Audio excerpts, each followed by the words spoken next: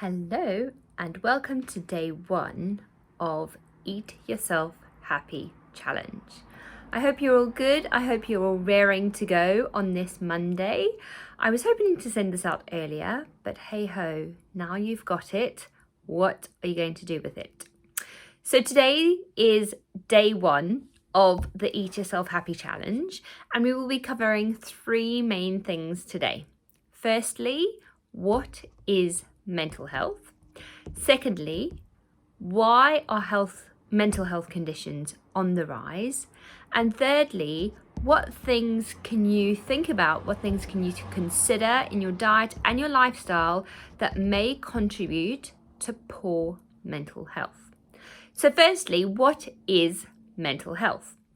Well, the World Health Organization states or defines mental health as a state of well-being that enables us to cope with the stresses of life, where we can realize our abilities, we can learn well and work well, and we are well enough and able enough to contribute to our community.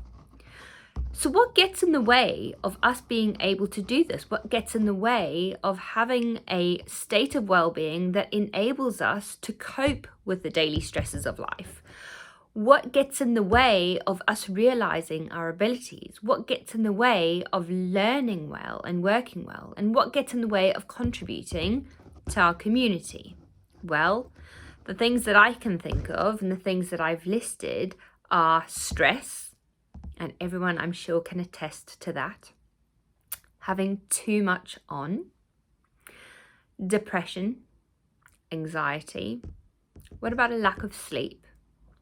All of these things contribute or get in the way of us being able to have a state of well-being that enables us to cope with the stresses of life, that enables us to realize our abilities, that enables us to learn and work well.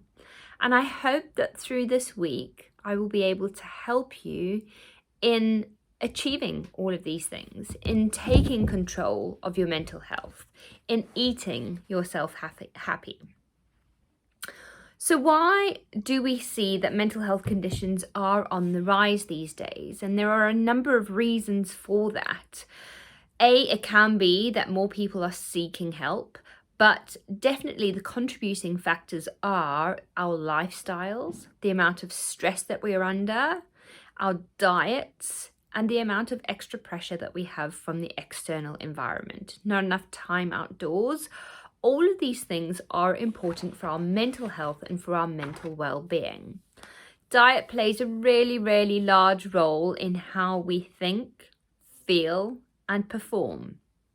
And if you've been able to catch anything that I have done in the past, you will know that I like to explain that our bodies don't just work by magic. They need nutrients to support the body to do the processes that the body needs to do for us to feel well. And that comes to mental health as well, because mental health is multifaceted. But one of the areas that we know plays a really large role in our mental health is our neurotransmitters, all those happy hormones, those happy chemicals such as serotonin, dopamine, noradrenaline, and GABA, which is our anti-anxiety hormone. We know that all of these neurotransmitters aren't created by magic. They need nutrients for the body to be able to create them, and they are created often from a raw material, which is protein. We know that we need colour and diversity in our diet to help support the gut, and we know that the gut now is also very important. It is vital for our mental health. 80% of signals go from gut to brain, and only 20 go from brain to gut. So the gut is really an integral part of our mental health. And we know that diet and lifestyle affect our gut and affect our gut microbiome. So we'll be speaking a little bit more about that this week as well, because these are the factors that contribute to our mental health. So these are the things that you need to be aware of. We need to be aware of diet. We need to be aware of lifestyle. We need to be aware of stress and how stress affects our mental health. So tomorrow I'll be diving a little bit more into detail about stress and how stress impacts our mental health from a few different angles. And throughout the week, I'll be sharing other things such as how diet is important for gut and how important the gut is for our mental health.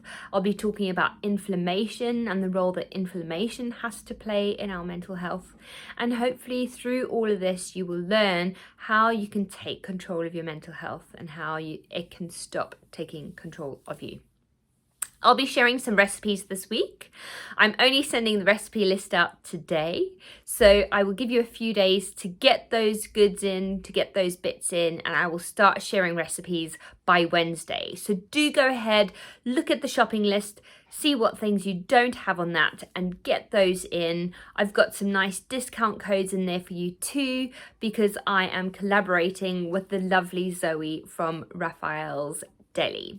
So do get those products in. They are really great, really supportive for mental health, and I'll be explaining more about that as the week goes on. For today, that's all from me. I hope you have a wonderful rest of your day, and I hope this has been a useful start. I really look forward to joining you again tomorrow.